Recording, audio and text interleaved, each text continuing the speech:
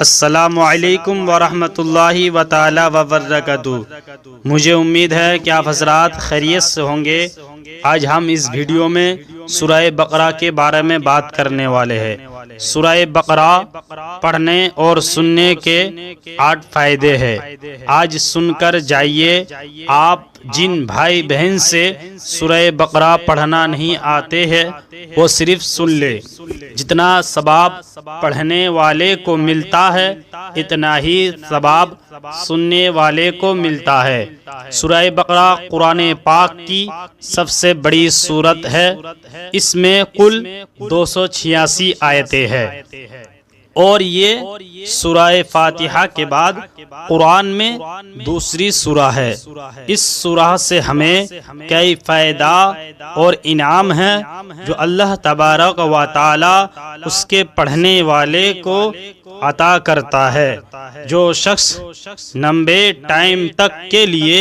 سورہ بقرہ کی تلاوت کرے گا وہ اپنی زندگی میں عجیب چیزوں کو دیکھے گا۔ اس کے جسم میں بڑی بڑی بیماریوں سے شفا پائے گا اور اس کے رزق میں اضافہ ہوگا اور عمر میں برکت ہوگی۔ اور حضرت ابو ہریرہ رضی اللہ تعالی عنہ فرماتے ہیں کہ رسول اللہ صلی اللہ تعالی علیہ وآلہ وسلم نے فرمایا کہ اپنے گھروں کو قبرستان نہ بناؤ، یعنی شیطان اس گھر میں داخل نہیں ہوتا جس گھر میں سورہ بقرہ پڑھی جاتی ہو۔ سورہ بقرہ آپ کے گھر سے شیطان کو دور رکھتے ہیں۔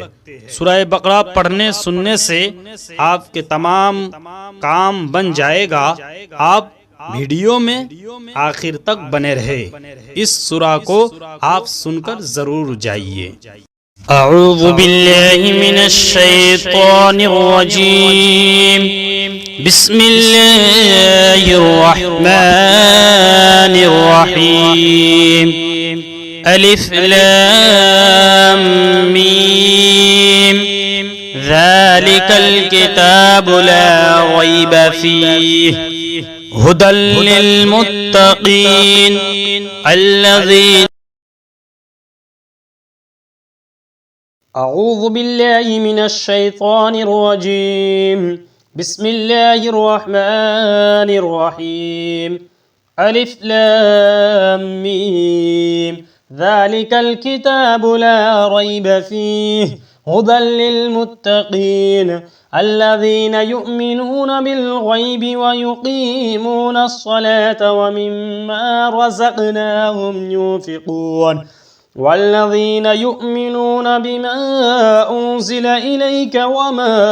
انزل من قبلک وبالآخرة هم یوقنون اولئک علی ھدی من ربهم واولئک هم المفلحون ان الذین کفروا سواء علیہم اانذرتهم ام لم تنذرهم لا یؤمنون ختم اللہ علی قلوبهم وعلی سمعهم وعلی ابصارهم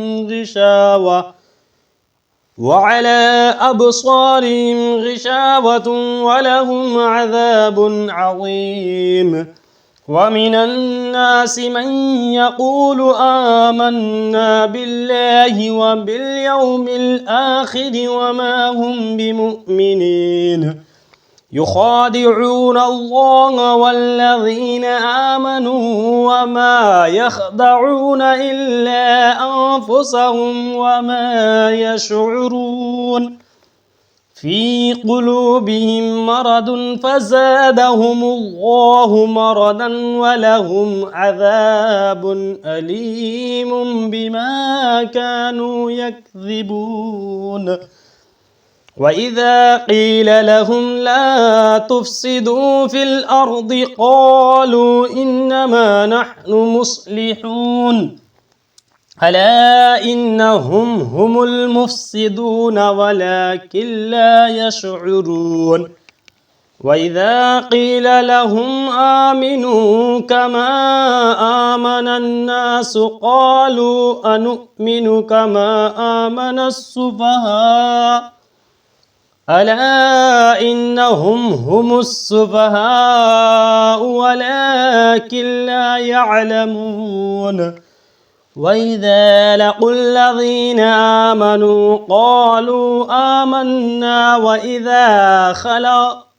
وإذا خلوا إلى شياطينهم قالوا إنا معكم إنما نحن مستهزئون الله يستهزئ بهم ويمدهم في طغيانهم يعمهون أولئك الذين اشتروا الضلالة بالهدى فما ربحت تجارتهم وما كانوا مهتدين مثلهم كمثل الذي استوقد نارا فلما أضاءت ما حوله ذهب الله بنورهم وتركهم في ظلمات لا يبصرون صم بكم عمي فهم لا يرجعون أو كصيب من السماء فيه ظلمات ورعد وبرق يجعلون أصابعهم في آذانهم من الصواعق حذر الموت والله محيط بالكافرين يكاد البرق يخطف أبصارهم كلما أضاء لهم مشوا فيه وإذا أظلم عليهم قاموا ولو شاء الله لذهب بسمعهم وأبصارهم إن الله على كل شيء قدير يا أيها الناس اعبدوا ربكم الذي خلقكم والذين من قبلكم لعلكم تتقون الذي جعل لكم الأرض فراشا والسماء بناء وأنزل من السماء ماء فأخرج به من الثمرات رزقا لكم فلا تجعلوا لله أندادا وأنتم تعلمون وإن كنتم في ريب مما نزلنا على عبدنا فأتوا بسورة من مثله وادعوا شهداءكم من دون الله إن كنتم صادقين فإن لم تفعلوا ولا تفعلوا فاتقوا النار التي وقودها الناس والحجارة أعدت للكافرين وبشر الذين آمنوا وعملوا الصالحات أن لهم جنات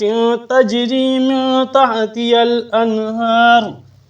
كلما رزقوا منها من ثمرة رزقا قالوا هذا الذي رزقنا من قبل وأتوا به متشابها ولهم فيها أزواج مطهرة وهم فيها خالدون إن الله لا يستحيي أن يضرب مثلا ما بعودة فما فوقها فأما الذين آمنوا فيعلمون أنه الحق من ربهم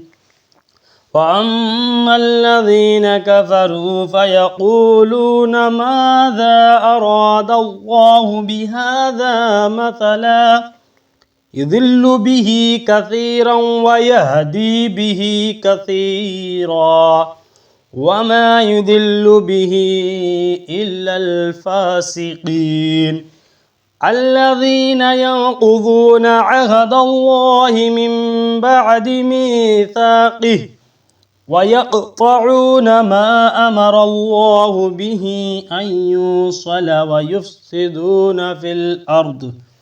أولئك هم الخاسرون كيف تكفرون بالله وكنتم أمواتا فأحياكم ثم يميتكم ثم يحييكم ثم إليه ترجعون هو الذي خلق لكم ما في الأرض جميعا ثم استوى إلى السماء فسواهن 7 سماوات وهو بكل شيء عليم وإذ قال ربك للملائكة إني جاعل في الأرض خليفة قالوا أتجعل فيها من يفسد فيها ويسفك الدماء ونحن نسبح بحمدك ونقدس لك قال إني أعلم ما لا تعلمون وعلم آدم الأسماء كلها ثم عرضهم على الملائكة فقال أنبئوني بأسماء هؤلاء إن كنتم صادقين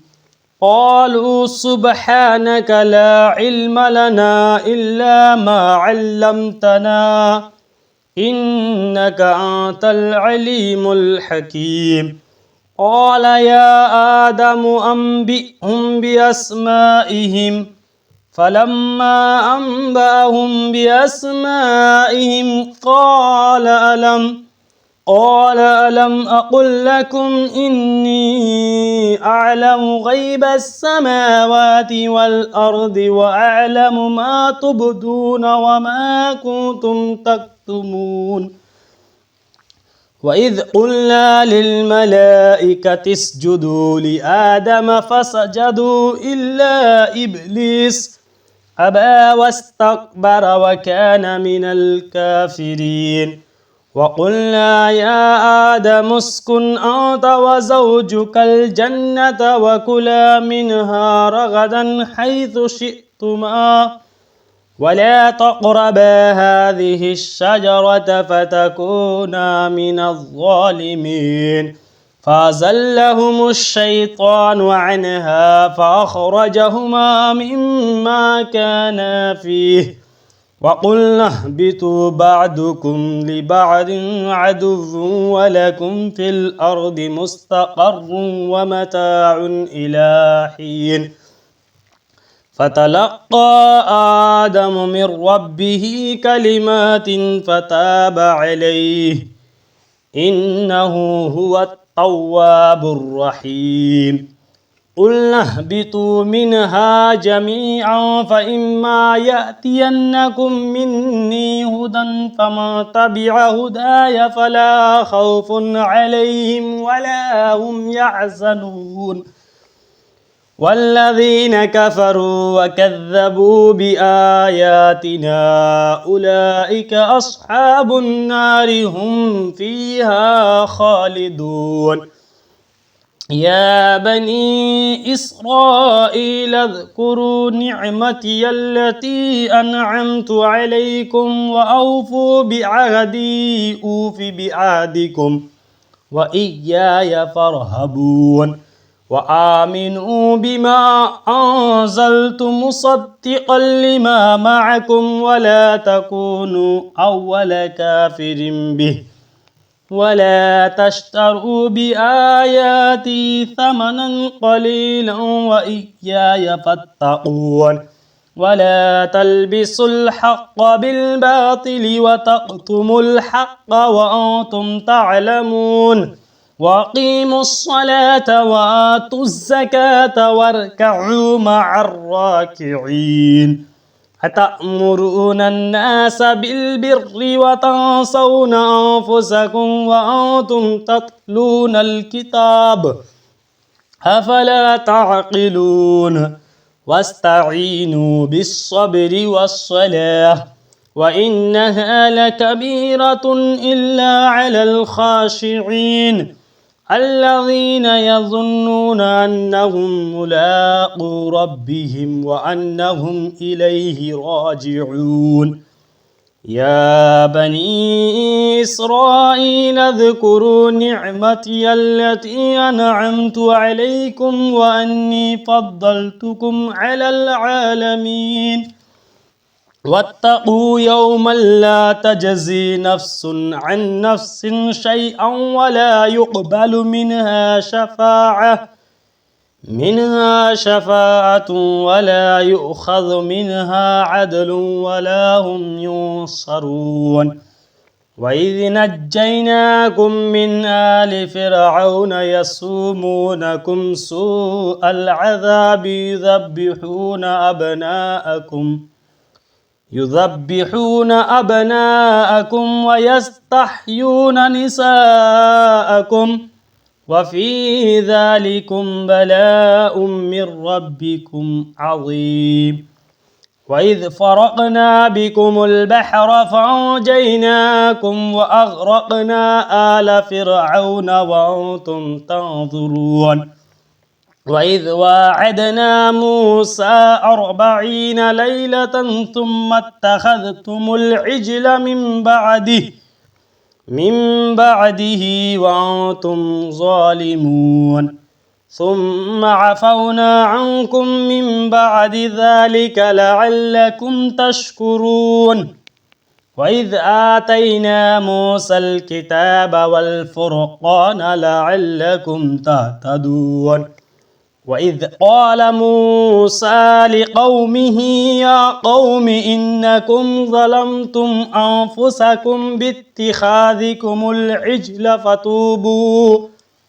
فتوبوا إلى بارئكم فاقتلوا أنفسكم ذلكم خير لكم عند بارئكم فتاب عليكم إنه هو التواب الرحيم. وإذ قلتم يا موسى لن نؤمن لك حتى نرى الله جهرة فأخذتكم الصاعقة وأنتم تنظرون. ثم بعثناكم من بعد موتكم لعلكم تشكرون. وظللنا عليكم الغمام وأنزلنا عليكم المن والسلوى كلوا من طيبات ما رزقناكم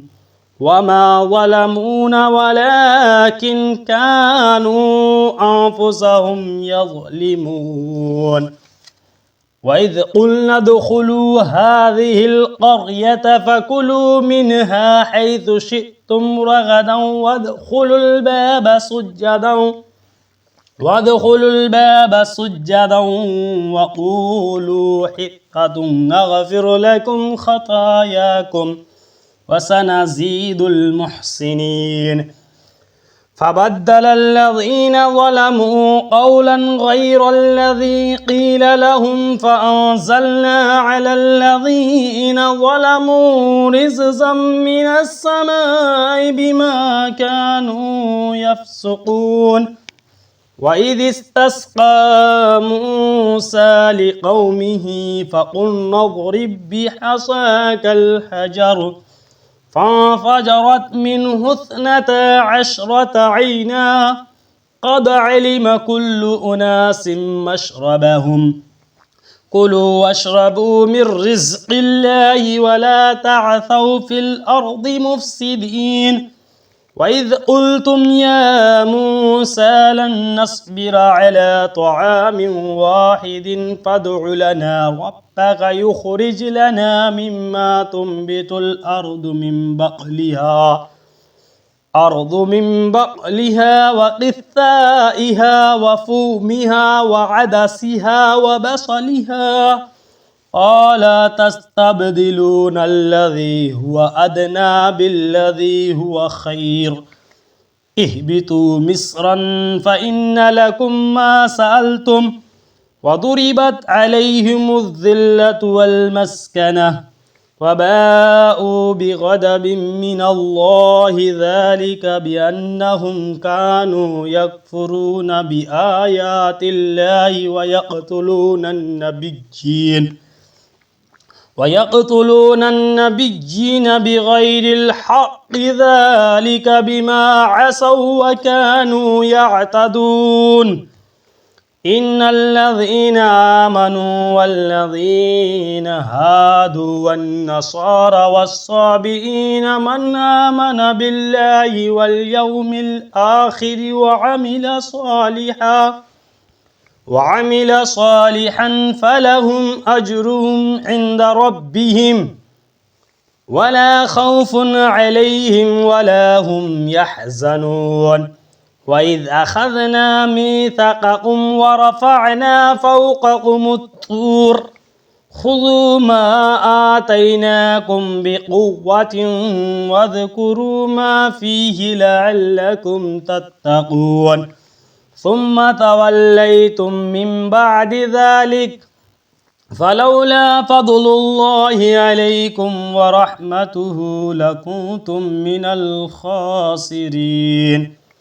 ولقد علمتم الذين اعتدوا منكم في السبت فقلنا لهم كونوا قردة خاسئين فجعلناها نكالا لما بين يديها وما خلفها وموعظة للمتقين وإذ قال موسى لقومه إن الله يأمركم أن تذبحوا بقرة قالوا أتتخذنا هزوا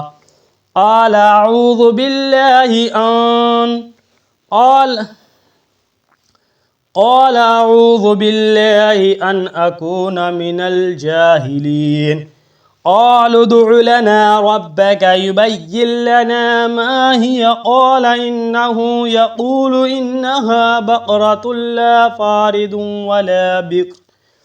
عوان بين ذلك فافعلوا ما تؤمرون قالوا ادع لنا ربك يبين لنا ما لونها قال إنه يقول إنها بقرة صفراء